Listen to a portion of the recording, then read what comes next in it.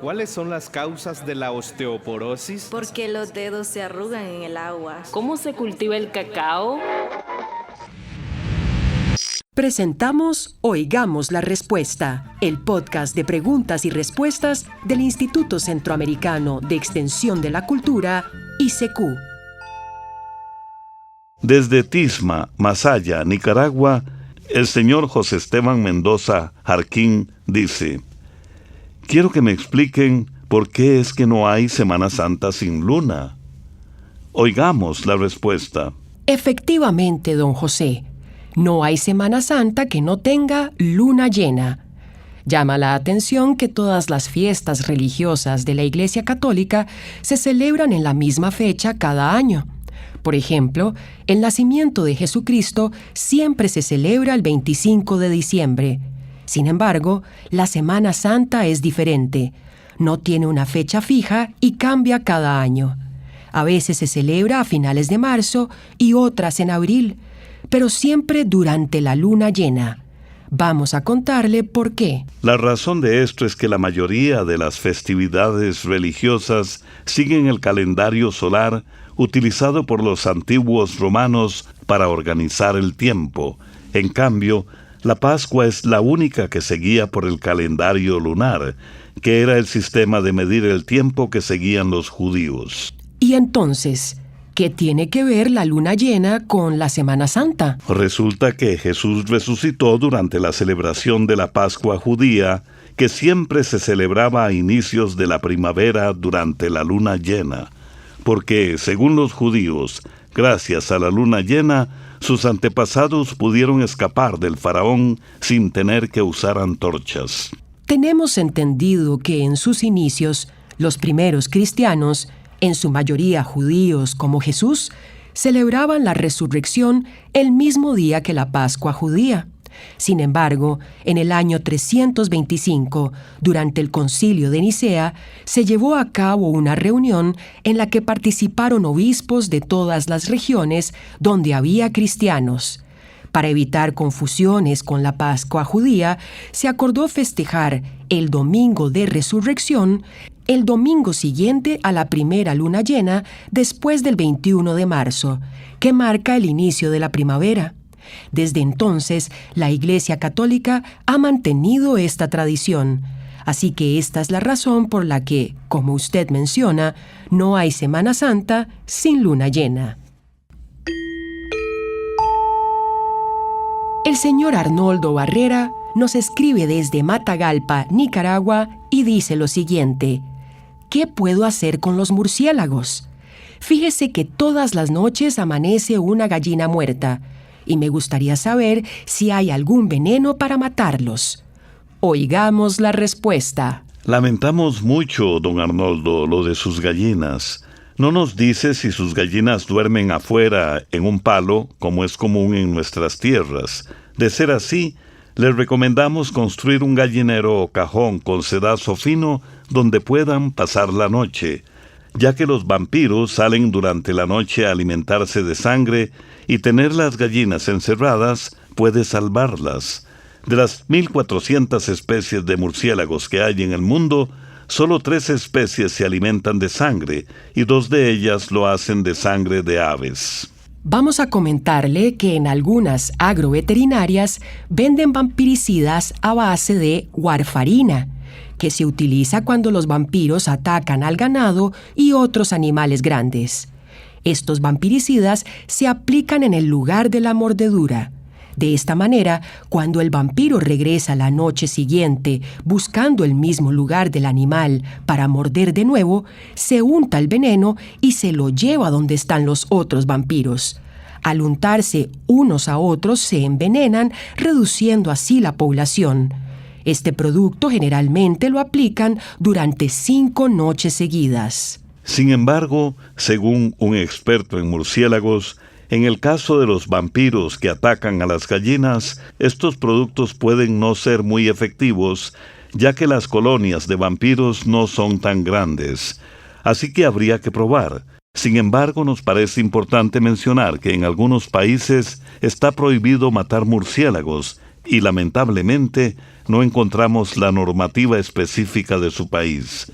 Pero sí sabemos que en Nicaragua el MACFOR, o Ministerio Agropecuario, ha intervenido en casos parecidos haciendo capturas de vampiros.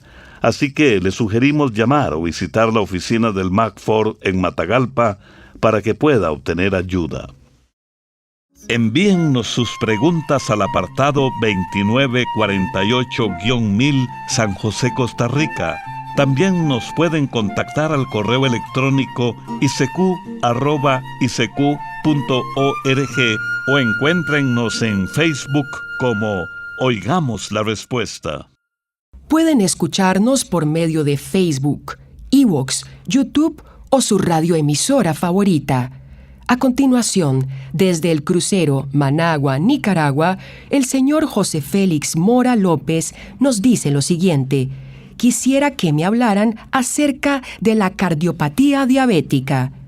Oigamos la respuesta. Cuando un médico habla de cardiopatía diabética, se está refiriendo a algunas enfermedades del corazón que pueden afectar a las personas con diabetes. La diabetes eleva los niveles de azúcar o glucosa en la sangre, lo que con el tiempo puede dañar los vasos sanguíneos y los nervios del corazón. Esto aumenta las posibilidades de que las personas con diabetes desarrollen problemas cardíacos o del corazón o que sufran un derrame cerebral. Entre las enfermedades cardíacas asociadas a la diabetes se encuentra la enfermedad de las arterias coronarias, que se desarrolla poco a poco conforme las arterias que llevan sangre al corazón se van obstruyendo o taponeando. También puede ocurrir lo que se conoce como insuficiencia cardíaca, que es cuando el corazón no puede bombear suficiente sangre a los pulmones para recoger oxígeno y distribuirlo por todo el cuerpo. La diabetes también puede provocar el engrosamiento o rigidez del músculo cardíaco, conocido como cardiomiopatía. Además, la diabetes aumenta el riesgo de padecer de presión arterial alta, colesterol alto y triglicéridos elevados, lo que aumenta aún más el riesgo de llegar a tener enfermedades cardíacas o del corazón. Ahora, se estará usted preguntando, don José Félix, ¿qué se puede hacer para prevenir estas enfermedades relacionadas con la diabetes? Lo más importante es seguir las indicaciones del médico que ve al paciente. Es indispensable mantener los niveles de azúcar en la sangre bajo control, tomar los medicamentos recetados por el médico y vigilar la presión arterial, el colesterol y los triglicéridos. Además, es necesario alimentarse saludablemente siguiendo el plan recomendado para la diabetes. También se recomienda realizar ejercicio diario, evitar el tabaco y el alcohol y procurar perder peso en el caso de sobrepeso. Wilder Cruz se comunica con nosotros desde su pueblo, Estelí, en Nicaragua. Pregunta: ¿en qué continente queda Finlandia? Oigamos la respuesta. Finlandia es un país que está en el noreste de Europa. Limita con Noruega, Rusia y Suecia. Tiene una superficie de 338.450 kilómetros cuadrados, que viene a ser un poco más de 2 veces y media el tamaño de su país. El clima en Finlandia es sumamente frío en invierno, ya que es el país que se encuentra más al norte de Europa. 1/4 de su territorio está en el Círculo Polar Ártico, donde se pueden ver las famosas auroras boreales. Las auroras boreales son como luces de colores que se ven en el cielo muy hermosas. Se ven mejor en las noches de invierno, que son más largas y oscuras. Muchos turistas van a Finlandia para pasear en trineo tirado por perros husky o renos. También muchos niños sueñan con pasar la Navidad en la ciudad de Rovaniemi, donde dicen que vive Santa Claus. Pero no solo esos lugares son interesantes en este hermoso país. La mayor parte de Finlandia es plana y está llena de bosques. tiene 187.000 lagos, por eso le dicen la tierra de los 1000 lagos. Helsinki, la capital de Finlandia, es una ciudad muy limpia y ordenada donde también se puede disfrutar de la naturaleza. Finlandia es famosa por tener una buena calidad de vida, un excelente sistema educativo y un excelente sistema de salud. En la educación todos tienen las mismas oportunidades sin importar su situación económica. Contar con una población bien educada ha ayudado al país a tener bienestar social y económico. Dicen que los finlandeses son muy felices, en parte porque confían en su gobierno y disfrutan de la naturaleza haciendo deportes al aire libre. En Finlandia hay alrededor de 3 millones de saunas para unos 5 millones de habitantes. Eso significa que casi todos pueden relajarse en una sauna después del trabajo. Una sauna es un cuarto de madera pequeño donde hace mucho calor y se suda mucho.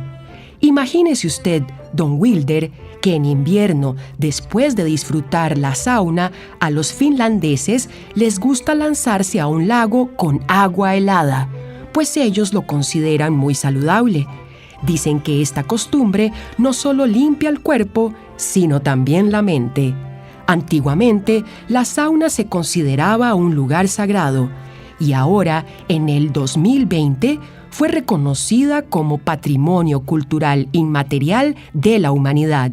Esta es una costumbre que los finlandeses están empeñados en transmitir a las generaciones futuras.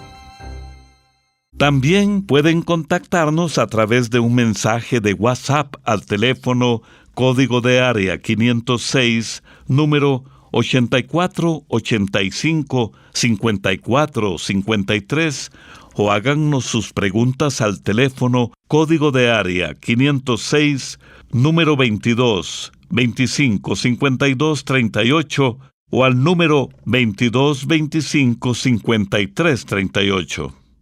Luego de la pausa musical, resolvemos la pregunta que nos llega desde San Vito de Cotobruz, Costa Rica, realizada por el señor Harley Rojas Salazar. ¿Qué funciones tiene el glutamato en el cerebro? Quisiera que me digan qué tipo de vegetales, verduras, frutas y carnes contienen glutamato. Oigamos la respuesta. El glutamato es un aminoácido que viene a ser como una especie de ladrillo que el cuerpo utiliza para construir proteínas. El glutamato desempeña un papel muy importante en muchas funciones del cuerpo.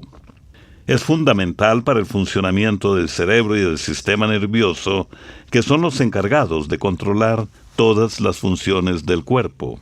En el cerebro, el glutamato actúa como un mensajero químico, ayudando a que las células nerviosas o neuronas se comuniquen entre ellas. Esto es fundamental para poder aprender, memorizar y para la regulación de las emociones. Cabe mencionar que aunque el cuerpo normalmente produce el glutamato que necesita, también se puede obtener a través de los alimentos, ya que muchos alimentos contienen pequeñas cantidades de glutamato. Entre los que más contienen están, por ejemplo, los tomates, el queso parmesano, los hongos y las proteínas de origen animal como el pollo, la carne y los camarones. También se encuentra en los alimentos que se ponen a fermentar en vinagre. Pero aquí hay algo importante que queremos aclarar, que el glutamato que está en los alimentos no es igual al glutamato monosódico, que se produce artificialmente. Este último, el glutamato monosódico, se añade a algunos alimentos como conservante y para darle sabor. Es conveniente saber que el glutamato natural generalmente no causa problemas. Sin embargo, algunas personas son muy sensibles al glutamato monosódico y les da una reacción que los hace sentir muy mal. Este ingrediente se usa mucho en los restaurantes orientales y los síntomas se conocen como el síndrome del restaurante chino.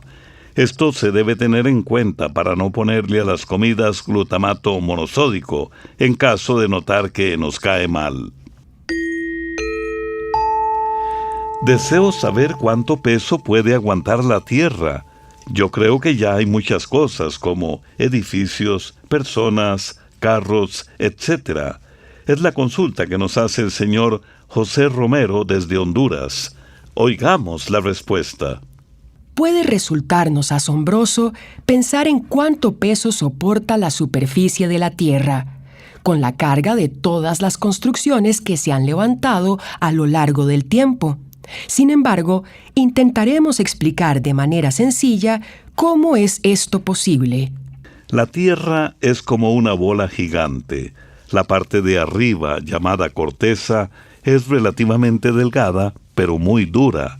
Aquí es donde vivimos y construimos todo, desde edificios hasta carreteras. La corteza tiene unos 5 kilómetros de grosor en su parte más delgada y en su parte más gruesa hasta más de 50 kilómetros. Debajo de esto, lo que hay es roca fundida que a veces sale a la superficie de la Tierra por los volcanes. Por otra parte, desde la superficie de la Tierra hasta su centro, hay más de 6.000 kilómetros que, de alguna manera, sostienen la corteza donde nos encontramos. Imagínese usted que, si comparamos la Tierra con un huevo, la corteza sería como del grosor de la cáscara. Pero como es sumamente firme, el peso de lo que hay sobre ella resulta insignificante. Sin embargo, hay que tener en cuenta que la corteza terrestre no es igual en todas partes. Varía en su composición y resistencia en diferentes lugares. En algunos sitios, la superficie del suelo puede no ser muy firme, lo que la hace propensa a hundimientos o deslizamientos. Por esta razón, antes de emprender la construcción de grandes estructuras y pesadas como edificios o puentes, se llevan a cabo estudios de suelo. Los ingenieros calculan la resistencia del suelo para saber si un terreno es adecuado para construir o no. Esto también les ayuda a saber cómo deben construir los cimientos, lo que evita que las construcciones se hundan. Así que, aunque la corteza de la tierra es muy fuerte, siempre es importante probar la calidad del suelo antes de construir algo grande, porque sólo así se puede saber si la construcción va a aguantar sin problemas.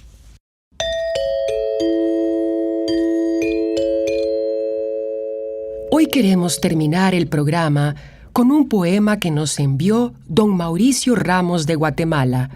Lo dedica a su madre, quien fue maestra de primaria y que por más de 30 años usó el almanaque Escuela para Todos como parte de las lecturas y enseñanzas de sus clases. Dice don Mauricio, ella nos enseñó lo importante que es la educación y fomentar la lectura. El poema se llama El vocablo del más allá. Es un silencio casi inaudito, solo con un pálido bullicio de motores al fondo y una constante melancolía que eleva hasta el firmamento. Una hora que lleva demasiado peso consigo, la cual es muy difícil de expresar con vocablos mundanos. Pensamientos de la infancia que alzan muchos momentos felices y a la vez rebotan un dolor muy vivo que corre por las venas tan despacio que coagula la sangre, emitiendo el recuerdo humano de ese árbol tan fértiles e invulnerables a las inclemencias del tiempo. En esta hora de dolor, enumerar todos esos momentos tan infalibles es como agua que inculca a que la vida siga fecunda como una marca estampada en este mundo. El recordar enseña a vivir nuestros rasgos terrenales que nos data hasta los tiempos apócrifos, recordando aquellos seres tan divinos cuyos rostros nunca podrán desdibujarse de la mente. Esa roca de raíces que vivirá en nuestras entrañas por siempre y nunca escapará de nuestro ser. Esto fue Oigamos la Respuesta, el podcast de preguntas y respuestas del Instituto Centroamericano de Extensión de la Cultura, ICQ.